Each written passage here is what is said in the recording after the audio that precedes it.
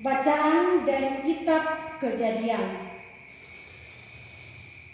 Pada suatu malam, Yakub bangun dan membawa kedua istrinya, kedua budaknya perempuan, dan ke-11 anaknya.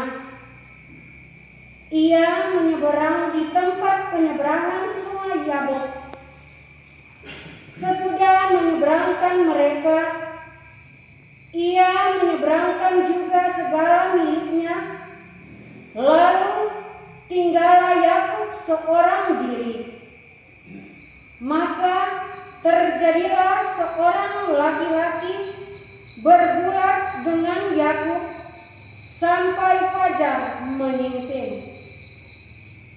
Ketika orang itu melihat bahwa ia tidak dapat mengalahkan Yakub, ia memukul sendiri pangkal paha Yakub, sehingga sendi itu terpelecok ketika Yakub bergulat dengan orang itu.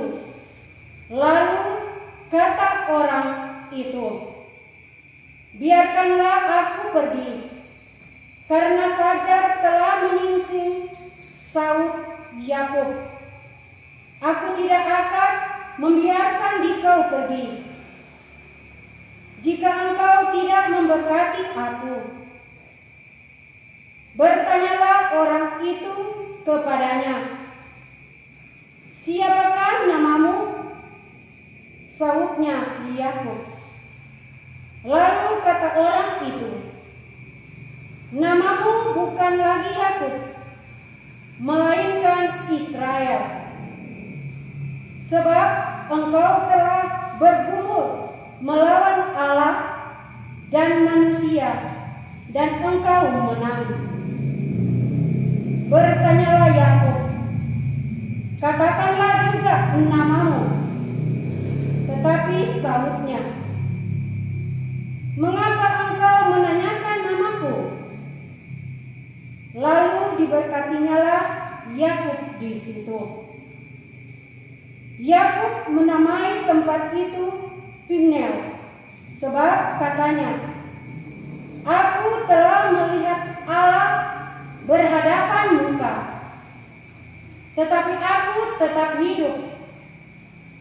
Ketika meninggalkan Peniel, Yakub melihat matahari terbit. Yakub pincang karena terkilir sendi pangkal pahanya. Sampai sekarang orang Israel tidak memakan daging yang menutupi sendi pangkal paha. Karena sendi pangkal paha Yakub telah dipukul, yaitu pada otot pangkal pahanya. Demikianlah sabda Tuhan.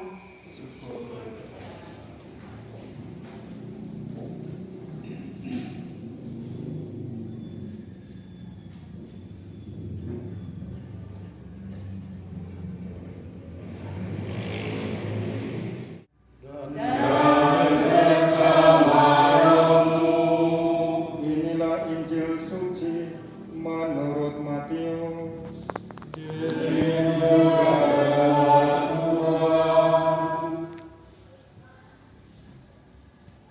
Pada suatu hari dibawalah kepada Yesus seorang bisu yang kerasukan setan.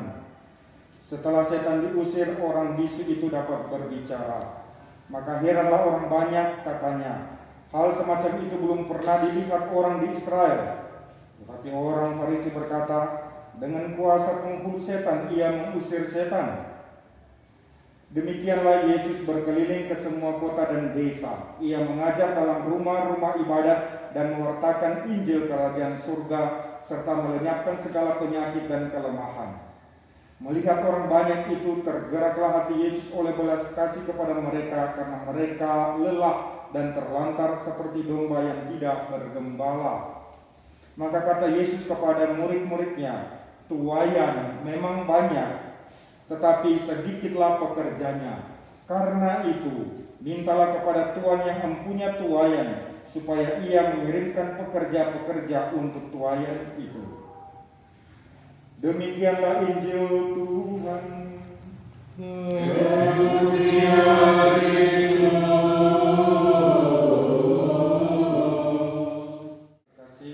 Hari ini gereja dan secara khusus stasi Santa Maria Goretti TF ini memperingati pelindung mereka, Santa Maria Goretti, yang wafat masih dalam usia yang amat muda, yaitu 12 tahun.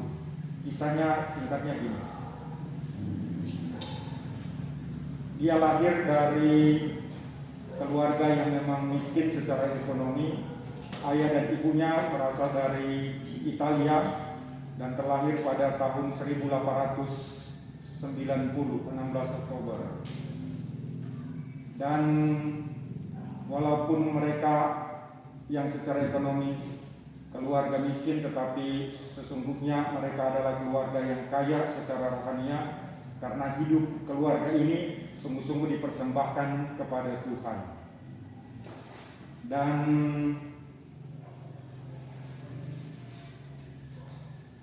sebagai keluarga yang miskin secara ekonomi, mereka harus memperjuangkan hidupnya. Dan satu saat ketika sang ayah meninggal, hidup keluarga ini menjadi makin susah dan bahkan secara ekonomi terbilang sangat parah. Dan karena itu sang ibu yang bernama Asunta Carlini itu bersama 5 anaknya termasuk Maria Goretti harus berpindah rumah, dan mereka akhirnya harus tinggal di kawasan yang penuh dengan rawa-rawa dan harus bekerja di situ sebagai petani penyewa, petani yang menyewa lahan orang lain untuk bekerja supaya hidup mereka bisa tersambung. Dan itulah perjuangan keluarga yang amat kecil, sederhana, dan bahkan terbilang miskin ini. Tetapi mereka tidak pernah luntur dalam iman yang kokoh, kuat akan Kristus yang mereka cintai dan mereka percayai, ikuti. Demikian Maria Goretti yang sebetulnya bernama Marieta itu, nama kecilnya. Sementara mengikuti pelajaran agama dan harus ditempuh pelajaran agama khususnya untuk persiapan komuni, itu perjalanan yang amat panjang menuju ke kota. Tetapi itu dia lakukan dengan penuh ketulusan dan rasa cinta kepada Yesus Kristus yang diyakininya, sehingga tak pernah menyerah itu untuk menempuh perjalanan yang amat panjang hanya untuk mengikuti pelajaran agama sebagai bekal untuk persiapan penerimaan komuni pertama. Dia sangat rindu untuk menerima tubuh dan darah Kristus. Dan dia berusaha untuk mempertahankan kemurnian hidupnya itu kepada Yesus Kristus yang dia persembahkan seutuhnya seluruh hidupnya bersama dengan kesucian hidupnya. Tetapi apa yang dipertahankannya itu mendapatkan tantangan. Itu salah seorang yang bernama Alessandro yang sebetulnya adalah pekerja di rumah mereka yang bantu-bantu pekerjaan kasar di rumah mereka itu ternyata diam-diam menaruh hati pada Marieta. Dan berulang kali itu sang pemuda ini menyampaikan rasa sukanya kepada Marieta, tapi Marieta menolak karena dia sudah bernazar, itu sudah mengikrarkan dalam hatinya itu kecintaan dan kemurnian hidupnya demi Kristus yang dia cintai. Dan lelaki muda ini pada awalnya memang mundur, tapi ternyata makin kuat naluri nafsunya sehingga mencari kesempatan untuk bisa merenggut itu kesucian hidup Maria Goretti atau Marieta. Dan dia mendapatkan kesempatan pada saat ibunya dan saudara-saudaranya itu ada di kebun atau ada di tempat bekerja, dan dia tahu Maria Goretti atau Marieta itu ada di rumah sendirian, maka dia pura-pura pulang dari tempat kerja, alasannya pulang cepat, kurang sehat atau apa, dan dia pergi ke rumah Maria Goretti itu dan mengetuk pintu, tetapi tidak dibuka oleh Marieta. Tapi karena nafsunya sudah menguasai pikiran dan hatinya, dia mendobrak pintu itu dan dia temukan Marieta itu sementara menidurkan adiknya yang masih kecil. Dan dipaksanya untuk berbuat serong, tapi ditolak mentah-mentah oleh Marieta. Dan dia tidak berhasil merenggut kesucian Marieta. Marieta tetap berusaha melepaskan, itu meronta-ronta. Dan karena sudah dikuasai oleh pikiran jahat, itu dikuasai oleh setan pikirannya, sehingga pada akhirnya lelaki muda ini Alessandro menancapkan pisau itu pada bagian tubuh Marieta sebanyak 14 kali tusukan. Dan itu terjadi pada tanggal 5 Juli tahun 1902 itu, dan menjadi saat yang kabut gelap bagi Marieta. Dan pada esoknya tanggal 6 Juli itu tahun 1902, sebelum menghembuskan nafas terakhir, Marieta mengungkapkan kata-kata penuh pengampunan itu yang sungguh luar biasa. Aku telah mengampuni dia dan aku kehendaki supaya dia ada di dekatku pada saat aku ada di surga. Kemain itu hati mulia seorang Marieta telah tertusuk 14 kali tusukan oleh lelaki yang bejat yang mau merebut kesuciannya. Toh keluar kata-kata pengampunan, bahkan kerinduan untuk boleh ada bersama dia kelak di surga. Ini menjadi refleksi penting dan bagus untuk kita sekalian ketika mengalami perlakuan yang keji dari orang lain. Nah, dia memang kemudian ditangkap oleh polisi, dipenjarakan. Itu Alessandro ini, lelaki muda yang telah membunuh dia itu, dan akhirnya sesudah keluar penjara, lelaki ini bertobat. Dan itu sesungguhnya yang diharapkan oleh Marieta, walaupun dia telah menghadap hadirat Allah. Marieta sesungguhnya pernah katakan kepada sang ibu itu, waktu mereka harus bekerja di kawasan rawa itu, dan dia pernah ungkapkan dia akan mempertahankan kemurnian hidupnya kepada Kristus yang dia cintai itu. Dan dia bilang dia tidak akan jatuh dalam dosa gitu, dan akan berusaha mempertahankan kesucian hidupnya itu. Karena itu dia bilang kepada sang mama, lebih baik saya mati 1000 kali daripada saya berdosa 1 kali. Luar biasa itu keyakinan iman, itu penegasan iman yang dimiliki oleh Marieta. Di usia yang relatif masih muda, itu 12 tahun dia wafat dan gugur sebagai martir karena orang yang mati syahid atau yang mati demi iman dan cinta yang tulus dan besar akan Yesus Kristus yang diyakini dan diikutinya.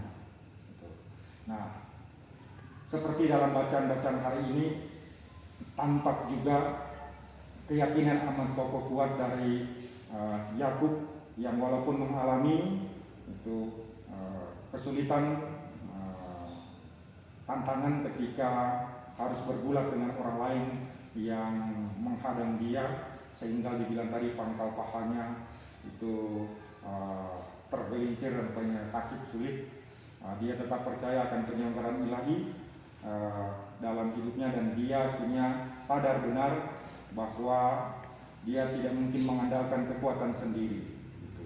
Hidupnya itu ada dalam penyelenggaraan Tuhan, penyelenggaraan ilahi, dan dia hanya bisa memimpin atau melaksanakan sesuatu itu karena Tuhan melalui dirinya. Demikian kepada para muridnya dalam Injil, Yesus memanggil mereka untuk memiliki iman yang mendalam, yang kokoh kuat, sehingga melihat bahwa ada panggilan yang seharusnya tertanam dalam diri mereka dari Kristus, berhadapan dengan kenyataan bahwa di depan mereka, di sekitar mereka ada banyak tuaian, ada banyak panenan, ada ladang terbuka untuk mereka garap, sehingga rela menjadi abdi bagi Tuhan untuk melayani dan memberikan diri demi pelayanan kepada banyak orang, guna dituntun dalam jalan menuju kepada keselamatan. Rela menjadi perpanjangan tangan, kaki, hati, mulut untuk mewartakan itu tentang jalan menuju kepada kerajaan Allah. Nah, semoga kita umat yang ada di stasi TF yang mengambil nama pelindung Santa Maria Goretti ini juga memiliki semangat iman yang kokoh kuat, kecintaan kepada Kristus yang begitu teguh, sekalipun ada banyak kendala, tantangan yang harus kita hadapi. Sekalipun umat yang ada di sini terbilang kecil dalam jumlah, tetapi besar dalam kekayaan rohani, seperti Marieta atau Maria Goretti, berasal dari keluarga kecil, keluarga miskin secara ekonomi, tetapi memiliki kekayaan rohani yang luar biasa karena hidup mereka. Demikian hidup kita, umat yang ada di sini, dipersembahkan seutuhnya itu kepada Tuhan dan mempercayakan segala sesuatu yang kita rencanakan dan kita hendak kerjakan juga dalam penyelenggaraan ilahi, karena Tuhan sendiri yang akan bukan saja membebaskan, meluputkan kita dari tantangan, tapi akan membuat kita mampu untuk menghadapi cobaan, tantangan apapun, karena yakin setelah siara di bumi ini selesai, maka mahkota kemuliaan yang akan dialami diterima oleh orang-orang yang mempersembahkan dan membaktikan hidupnya secara murni, secara utuh kepada Tuhan. Iman kita akan tetap teguh, kokoh kuat, sekalipun realitas hidup yang kita hadapi ada banyak tantangan. Belajar dari pelindung kita Maria Goretti, kiranya kita dikuatkan, disegarkan kembali dalam iman dan bakti serta cinta kita kepada Kristus yang kita percayai dan kita ikuti. Semoga demikian.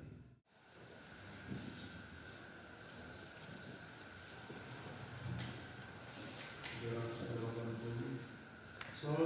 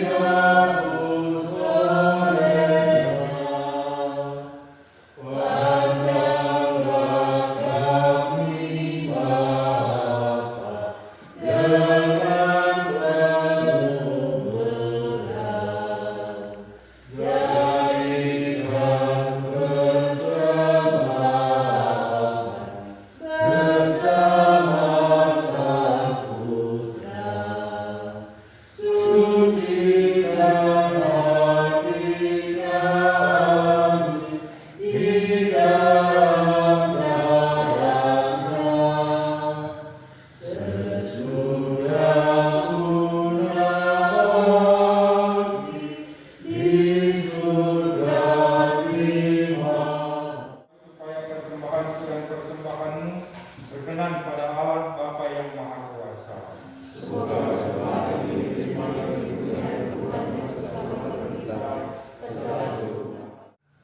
Sungguh kuduslah Engkau ya Bapa, sumber segala kekudusan. Maka kami mohon semoga Roh-Mu menyucikan persembahan ini, agar menjadi bagi kami tubuh dan darah Putra-Mu terkasih Tuhan kami Yesus Kristus.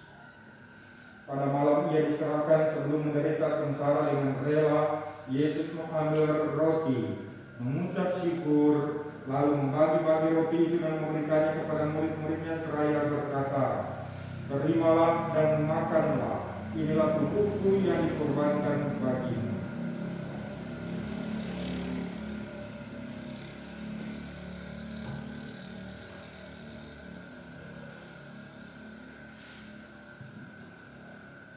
Demikian pula sesudah perjamuan Ia mengambil piala.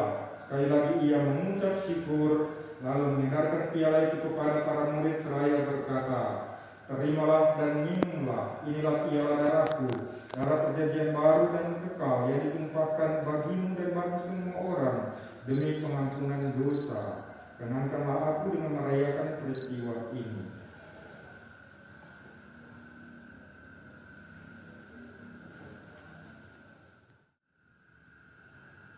Selamatkanlah saudara-saudari kami kaum beriman dan semua orang lain yang telah meninggal dunia. Berikanlah kepada mereka istirahat yang kekal dan kepada semua saudara yang meninggal dalam Kristus. Kasihani dan sambutlah mereka dalam pangkuan-Mu. Kami semua mohon belas kasih-Mu ya Bapa, supaya kami boleh mengambil bagian dalam kebahagiaan abadi bersama Santa Maria Perawan dan Bunda Allah, bersama Santo Yosef mempelainya, bersama para rasul dan para martir-Mu, teristimewa Santa Maria Goretti yang kami peringati hari ini, dan semua orang kudus yang hidup dalam cinta-Mu. Perkenankanlah kami memuji dan memuliakan Dikau. Dengan pengantaran Kristus bersama Dia dan dalam Dia, bagi-Mu Allah Bapa yang Maha Kuasa dalam persekutuan Roh Kudus, segala hormat dan kemuliaan sepanjang segala masa. Amin. Atas petunjuk penyelamat kita dan menurut ajaran lebih lagi, maka beranilah kita berdoa. Bapa kami yang ada di surga, dimuliakanlah namamu, datanglah kerajaanmu, jadilah kehendakmu di atas bumi seperti di dalam surga. Berilah kami rezeki pada hari ini, dan ampunilah kesalahan kami, seperti kami pun mengampuni yang bersalah kepada kami. Dan janganlah masukkan kami ke dalam pencobaan, tetapi bebaskanlah kami dari yang jahat. Ya Bapa, dimuliakanlah namamu dalam pekerjaan dan pergaulan kami setiap hari, dalam keluarga dan masyarakat kami. Bantulah kami supaya selalu berusaha menjadikan hidup kami suatu pujian bagi namamu, sambil mengharapkan kedatangan penyelamat kami, Yesus Kristus. Raja dan berkuasa untuk selama-lamanya. Tuhan Yesus Kristus bersabda kepada para rasul, "Damai kutinggalkan bagimu, damai kuberikan kepadamu." Maka kita berdoa, Tuhan Yesus Kristus, janganlah memperhitungkan dosa kami, tapi perhatikanlah iman gereja-Mu, dan restuilah kami supaya bersatu dengan rukun sesuai dengan kehendak-Mu, sebab Engkaulah pengantara kami kini dan sepanjang masa. Inilah anak domba Allah yang menghapus dosa-dosa dunia. Teladan para martir, berbahagialah kita yang diundang kepada perjamuannya, tetapi bersabarlah saja maka saya akan sembuh.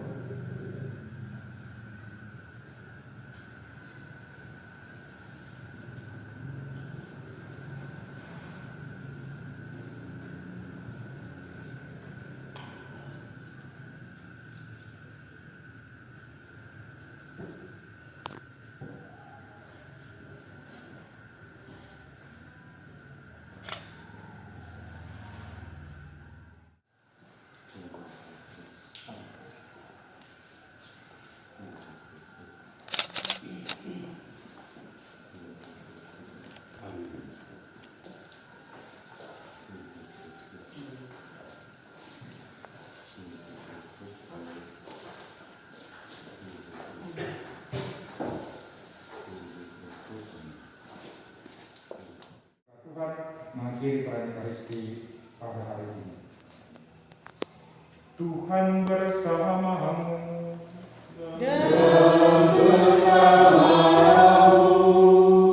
Semoga Allah yang Maha Kuasa memberkati kita sekalian, Bapa dan Putera dan Roh Kudus.